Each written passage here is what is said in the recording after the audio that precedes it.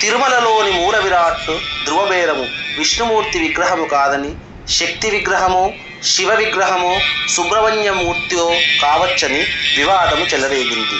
అప్పుడు తిరుమలను పాలిస్తున్న యాదవరాజుల వద్దకు శైవులు ఈ వివాదాన్ని తీసుకొని వెళ్ళి వాదించారు. తిరుమలలో వైష్ణవ పూజలు ఆపు చేయించి శైవారాధనకు అవకాశం ఇవ్వాలని కోరారు.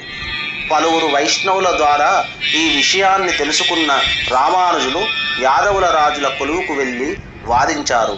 శైవులతో జరిగిన వాదనలో పలు పౌరాణిక, ప్రామాణిక, శాస్త్ర విధానాలను సాక్ష్యంగా చూపి వారిని వాదంలో ఓడించారు.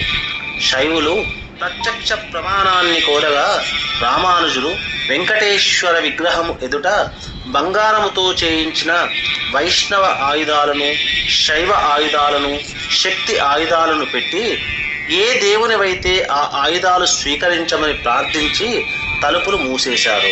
రాత్రి అత్యంత కట్టుదిట్టమైన భద్రత నడుమ ఆలయాన్ని ఉంచారు. తెల్లవారి తలుపులు తెరిచి చూడగా ధ్రువబేరానికి శంఖ చక్ర ఆయుధాలు కనిపించాయి.